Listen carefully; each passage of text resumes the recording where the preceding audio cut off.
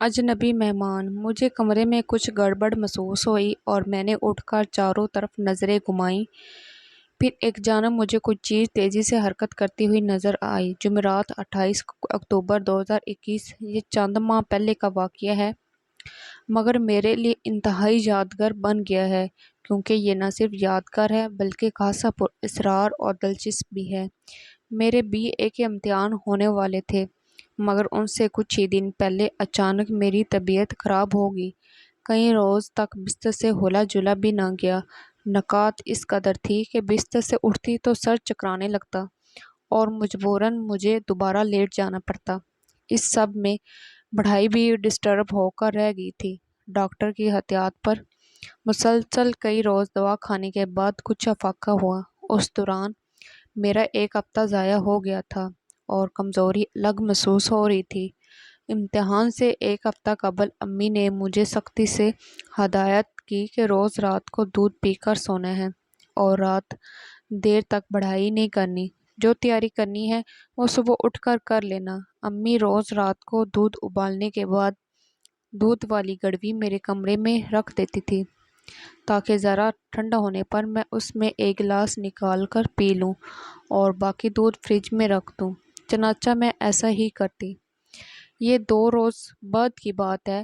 میں پڑھائی ختم کرنے کے بعد اٹھی، دودھ والی گڑوی سے دودھ نکال کر گلاس میں ڈالا اور خود پینے کے بعد یہ سوچ کر لیٹ گئی کہ ابھی دودھ گرم ہے، تھوڑی دیر بعد اسے فریج میں رکھ دوں گی۔ جانے کس وقت میری آنکھ لگ گئی اور میں گہری نیند سو گئی۔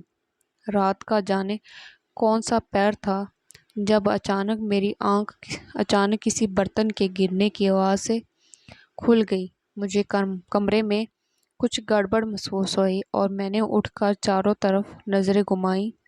پھر ایک جانب مجھے کوئی چیز تیزی سے حرکت کرتی نظر آئی، جسے دیکھ کر میری گھوگی بند گئی۔ چھوٹی سی کوئی چیز کمرے کے فرش پر تیزی سے اچھل رہی تھی اور اس کی اس حرکت سے برتن کے گرنے کی آواز پیدا ہو رہی تھی۔ اب میری نظریں نیم اندھیرے میں کچھ حد تک دیکھنے کے قابل ہو گئی تھی۔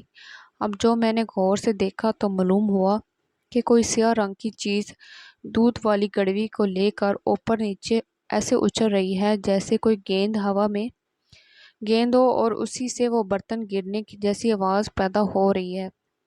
مگر ابھی تک یہ بات سمجھ نہیں سکی تھی کہ آخر وہ کیا چیز ہے۔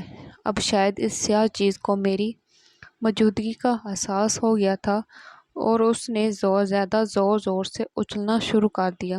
میں اگرچہ بہت خوفزدہ تھی، مگر نہ تو چینچ رہی تھی نہ ہی کمرے سے بھاگنے کی کوشش ہی کی تھی۔ پھر میں نے ہمت جمع کی اور اٹھ کر کمرے کی لائٹ جلا دی۔ اب منظر واضح تھا، سو میں نے گڑوی کی طرف بغور دیکھا اور بے اختیار میرے منہ سے نکلا۔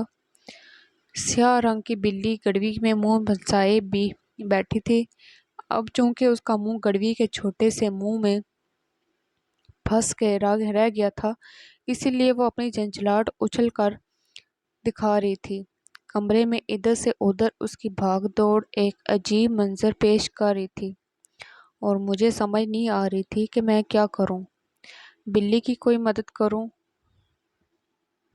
یا اسے پکڑوں، کچھ سمجھ نہیں آ رہی تھی۔ بلی اس قدر اشتعال میں تھی، اسے پکڑنا بھی ممکن نہ تھا۔ اس دوران میرے کمرے سے آوازیں سن کر امی اور بھائی بھی بھاگ آئے۔ اب سب کے سامنے وہی منظر تھا جسے میں نے کئی منٹ سے دیکھ رہی تھی۔ کسی کو بھی میری طرح اس صورتحال کا حل سمجھ نہیں آ رہا تھا۔ پھر قدرت نے خود ہی اس کا حل نکال دیا۔ بھاگتی ہوئی بلی اچانک دیوار سے ٹکرائی، پھر اس نے زور سے اپنا سر کو جھٹکا دیا۔ تبھی اس کا سر گڑوی سے باہر نکل آیا۔ کچھ دیر کے لیے بلیک ٹھکی جیسے وہ منظر دیکھ کر حیران ہوئی ہو، اور پھر اس نے ہم سب کو حیران کرتے ہوئے کمرے میں لگے کولر کی طرف دوڑ لگائی، مگر جلد بازی میں وہ کولر کے اوپر لگے ہارڈ بورڈ میں الجھ گئی اور اسے دوبارہ واپس آنا پڑا۔ اب اس کے تیور اور بھی خطرناک تھے۔ وہ گڑگڑاتی ہوئی ادھر ادھر بھاگ رہی تھی، اسے راستہ نہیں مل رہا تھا۔ پھر وہ کمرے سے باہر نکلی اور ٹی وی لاؤنج کی طرف دوڑی۔ اب بھائی نے آگے بڑھ کر ٹی وی لاؤنج سے باہر جانے والا دروازہ کھول دیا۔ بلی فوراً اس طرف آئی اور باہر نکل گئی۔ یوں یہ معاملہ ختم ہو گیا۔ اب اس بات پر غور شروع ہوا کہ بلی کے ساتھ کیا اور کیسے ہوا۔ سب کی مشترکہ تفتیش سے یہ بات سامنے آئی کہ رات کسی وقت بلی کولر کے راستے سے میرے کمرے میں آئی تھی اور اس نے دودھ کی خوشبو سے مجبور ہو کر گڑوی کے اندر پڑا ہوا تھوڑا سا دودھ پینے کے لیے اپنا منہ اندر تک گھسا دیا تھا۔ بس پھر اس کے ساتھ وہی ہوا جو میں اوپر بیان کر چکی ہوں۔ اگر آپ کو میری یہ ویڈیو اچھی لگی ہو تو پلیز لائک اور سبسکرائب کر دیجیے گا تاکہ میری آنے والی ہر ویڈیو آپ تک پہنچ سکے۔